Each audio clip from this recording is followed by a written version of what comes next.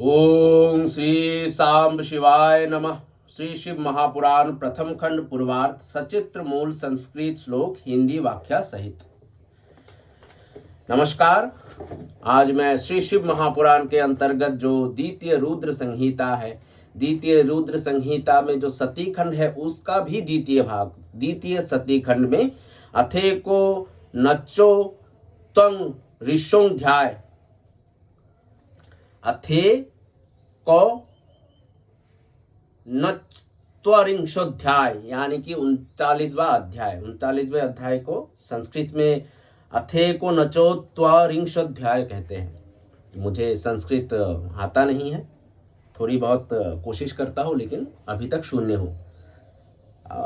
तो आज मैं 39वें अध्याय का पाठ करने जा रहा हूँ, जहाँ श्री विष्णु और देवताओं से अपराजित दधीचि द्वारा देवताओं को शाप देना तथा राजा शुभ पर अनुग्रह करना। ब्रह्मा जी बोले, नारद, भक्त वत्सल्य भगवान विष्णु राजा शुभ के हित साधन के लिए ब्राह्मण का रूप धारण कर दधीचे के आश्रम में गए। कपट रूप धारण करके जगत गुरु श्री हरि शिव भक्तों में श्रेष्ठ ब्रह्मर्षि दधीचि को प्रणाम करके शुभ के कार्य की सिद्धि के लिए तत्पर हो उनसे कहने लगे। विष्णु बोले, हे दधीचि, शिव की आराधना में तत्पर रहने वाले हे विप्रर्ष, हे अव्यय, मैं आपसे एक वर मांगता हूँ, कृपया करके उसे आप मुझे दीजिए। ब्रह्मा जी बोले, शुभ की कार्य सिद्धि चाहने वाले देवदेव विष्णु के द्वारा याचित परम शिव भक्त दधीचि विष्णु से शीघ्र ये वचन कहने लगे। दधीचि बोले, हे विप्र, मैंने आपका अभिष्ट जान लिया है। आप भगवान श्री हरि शुभ के कार्य के लिए ही यहाँ ब्राह्मण का रूप धारण कर आए हैं। आप तो मायावी है। हे देवेश, हे जनार्दन, शिवजी की कृपा से मुझे भूत भविष्य और वर्तमान इन तीनों कालों का ज्ञान सदा रहता है। मैं आप श्री हरि विष्णु को जानता हूँ। हे सुब्रत, इस ब्राह्मण वेश को छोड़िए। दुष्ट बुद्धि वाले शुभ ने आपकी आराधना की है। हे भगवान, हे हरे, मैं आपकी भक्त वत्सलता को जानता हूँ और ये छल छोड़िए, अपने रूप को ग्रहण कीजिए और भगवान शंकर का स्मरण कीजिए। शंकर की आराधना में लगे हुए रहने वाले मुझसे यदि किसी को भय हो तो आप उसे यत्न पूर्वक सत्य की शपथ के साथ कहिए। शिव के स्मरण में आसक्त बुद्धि वाला मैं कभी झूठ नहीं बोलता। मैं इस संसार में किसी देवता या दैत्य से भी नहीं डरता। विष्णु बोले, उत्तम व्रत का पालन करने वाले हे दधीचि, आपका भय तो सर्वथा नष्ट ही है, क्योंकि आप शिव की आराधना में तत्पर रहते हैं और सर्वज्ञ है। आपको नमस्कार है। आप मेरे कहने से एक बार अपने प्रतिद्वंदी राजा शुभ के ये कह दीजिए, हे राजेंद्र, मैं आपसे डरता हूँ। ब्रह्मा जी बोले, विष्णु का ये वचन सुनकर भी शिव भक्तों में श्रेष्ठ महामुनि दधीचि हंसकर निर्भय हो कहने लगे। दधीचि बोले, मैं पिनाकधारी देवादिदेव शंभु के प्रभाव से कहीं भी किसी से किंचित मात्र भी नहीं डरता हूँ। ब्रह्मा जी बोले, उन मुनि का ये वचन सुनकर भगवान विष्णु क्रोधित हो उठे और वे मुनि श्रेष्ठ दधीचि को जलाने की इच्छा से अपने चक्र को ऊपर उठाकर खड़े हो गए। राजा शुभ के सामने ही ब्राह्मण पर चलाया जाने वाला उनका भयंकर चक्र शिव जी के प्रभाव से वहीं पर कुंठित हो गया। इस प्रकार उस चक्र को कुंठित हुआ देखकर दधीचि हंसते हुए सत्य एवं असत्य की अभिव्यक्ति के कारण भूत भगवान विष्णु से कहने लगे। दधीचि बोले, हे भगवान, आपने पूर्व समय में तपस्या के प्रयत्न से शिवजी से सुदर्शन नामक अत्यंत दारुण जिस चक्र को प्राप्त किया है, शिवजी का वो शुभ चक्र मुझे नहीं मारना चाहता है। तब भगवान श्री हरि ने क्रुद्ध होकर क्रम से सभी अस्त्रों को उन पर चलाया। इस पर दधीचि ने कहा, अब आप ब्रह्मास्त्र आदि बाणों से तथा अन्य प्रकार के अस्त्रों से प्रयत्न कीजिए। ब्रह्मा जी बोले, दधीचि के वचन को सुनकर भगवान विष्णु उन्हें अपने सामने अत्यंत तुच्छ मनुष्य समझकर क्रोधित हो अन्य प्रकार के अस्त्रों का उन पर प्रयोग करने लगे। उस समय एकमात्र उस ब्राह्मण से युद्ध करने के लिए मूर्ख देवता भी आदर पूर्वक विष्णु की सहायता करने लगे। विष्णु पक्षीय इंद्र आदि देवगण भी दधीची के ऊपर बड़े वेग से अपने अपने अस्त्र शस्त्र शीघ्र चलाने लगे। तब वज्र हुई अस्थियों वाले जितेंद्रिय दधीची ने शिवजी का स्मरण करते हुए मुट्ठी भर कुशा लेकर सभी देवताओं पर प्रयोग किया। हे मुने, शंकर जी के प्रभाव से मुनीश्वर दधीची के द्वारा प्रयुक्त वो मुट्ठी भर कुशा कालाग्नि के समान दिव्य त्रिशूल बन गया। चारों ओर से जलता हुआ प्रलय अग्नि से भी अधिक तेज वाला तथा ज्वालाओं से युक्त वो शैव अस्त्र आयुधों सहित समस्त देवताओं को भस्म करने का विचार करने लगा। उस समय विष्णु इंद्र आदि मुख्य देवताओं के द्वारा जो अस्त्र छोड़ गए थे वे सभी उस त्रिशूल को प्रणाम करने लगे। तब नष्ट पराक्रम वाले सभी स्वर्गवासी देवगण इधर उधर भागने लगे। मायावियों में श्रेष्ठ स्वामी विष्णु ही एकमात्र भयभीत हो वहां स्थित रहे।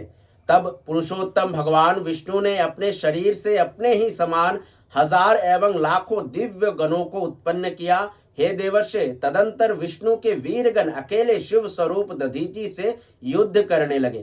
तदंतर शिव भक्तों में श्रेष्ठ महर्षि दधीची ने रण में उन गणों के साथ वहां बहुत युद्ध कर सहसा उन सबको जला दिया। तब माया विशारद भगवान विष्णु महर्षि दधीची को विस्मित करने के लिए शीघ्र ही विष्णु विश्वमूर्ति हो गए।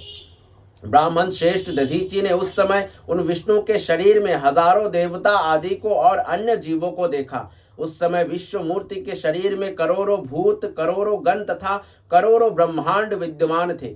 इन सभी को देखकर दधीची मुनि जगतपति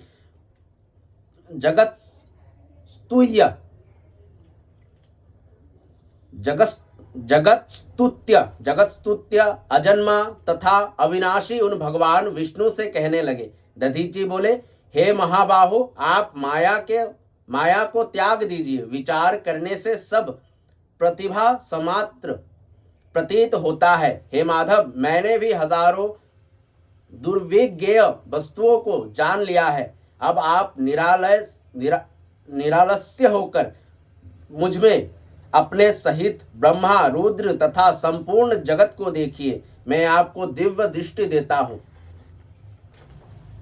ब्रह्मा जी बोले, इस प्रकार कहकर भगवान शिव के तेज से पूर्ण शरीर वाले दधीची मुनि ने अपने शरीर में समस्त ब्रह्मांड को दिखाया। तत्पश्चात शिव भक्तों में श्रेष्ठ बुद्धिमान दधीची मन में शंकर का स्मरण करते हुए निर्भय होकर देवेश भगवान विष्णु से कहने लगे। दधीची बोले, हे हरे, आपकी इस माया से अथवा मंत्र शक्ति से क्या हो सकता है? आप श्रेष्ठ कामना करके यत्न पूर्वक मुझसे युद्ध कीजिए। ब्रह्मा जी बोले, तब उन मुनि का ये वचन सुनकर विष्णु शिव जी के तेज से निर्भय होकर उन मुनि पर अत्यंत कुपित हो उठे। उस समय जो देवता भाग गए थे वे भी प्रतापी दधीची से युद्ध करने की इच्छा से उन नारायण देव के पास आ गए। इसी बीच मुझे साथ लेकर राजा शुभ वहां आ गए। मैंने देवताओं तथा विष्णु को युद्ध करने से मना किया और कहा कि ये ब्राह्मण किसी से जीता नहीं जा सकता है। मेरी इस बात को सुनकर भगवान विष्णु ने मुनि के निकट जाकर उन्हें प्रणाम किया। उसके बाद वे शुभ भी अत्यंत दीन होकर वहां मुनीश्वर दधीची के पास जाकर व्याकुल हो प्रणाम करके प्रार्थना करने लगे। शुभ बोले, हे मुनि श्रेष्ठ, प्रसन्न होइए। हे शिव भक्तों शिरोमणे, प्रसन्न होइए। मैं परमेशान आप दुर्जनों को द्वारा सदा दुर्लक्ष्य है। ब्रह्मा जी बोले, हे नारद, उन राजा शुभ की तथा देवताओं की ये बात सुनकर तपस्या निधि ब्राह्मण दधीची ने उन पर अनुग्रह किया। तदंतर विष्णु आदि को देखकर मुनि ने क्रोध से व्याकुल होकर मन से शिव जी का स्मरण करके विष्णु तथा देवताओं को शाप दे दिया। दधीची बोले, देवराज इंद्र सहित सभी देवता और मुनीश्वर तथा गणों के साथ विष्णुदेव रुद्र की क्रोधाग्नि से ध्वस्त हो जाए। ब्रह्मा जी बोले, इस प्रकार देवताओं को शाप देकर पुनः शुभ की ओर देखकर मुनि ने शुभ से कहा, हे राजेंद्र, श्रेष्ठ द्विज देवताओं और राजाओं से भी अधिक पूज्य होता है। हे राजेंद्र, ब्राह्मण ही बली और प्रभावशाली होते हैं। ऐसा स्पष्ट रूप से कहकर वे ब्राह्मण दधीची अपने आश्रम को प्रविष्ट हो गए। तत्पश्चात दधीची को नमस्कार करके शुभ अपने घर चले गए और भगवान विष्णु भी जैसे आए थे उसी तरह देवताओं के साथ अपने बैकुंठ लोक को लौट गए। इस प्रकार वो स्थान स्थानेश्वर नामक तीर्थ के रूप में प्रसिद्ध हो गया।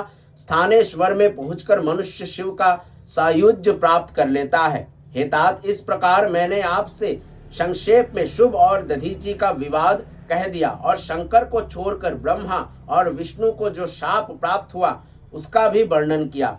जो व्यक्ति शुभ और दधीचि के इस विवाद संबंधी प्रसंग का नित्य पाठ करता है वो अपमृत्यु को जीतकर शरीर त्याग के पश्चात ब्रह्मलोक को जाता है। जो इसका पाठ करके रणभूमि में प्रवेश करेगा उसे सर्वदा मृत्यु का भय नहीं रहेगा तथा वो विजय होगा। इस प्रकार श्री शिव महापुराण के अंतर्गत द्वितीय रुद्र संहिता के द्वितीय सती खंड में विष्णु और दधीचि के युद्ध का वर्णन नामक 39वां अध्याय पूर्ण हुआ। धन्यवाद। आने वाले अध्याय यानी अथो चत्वारिंशोध्याय यानी कि 40वां अध्याय में हम देवताओं सहित ब्रह्मा का विष्णु लोक में जाकर अपना दुख निवेदन करना, उन सभी को लेकर विष्णु का कैलाश गमन तथा भगवान शिव से मिलना।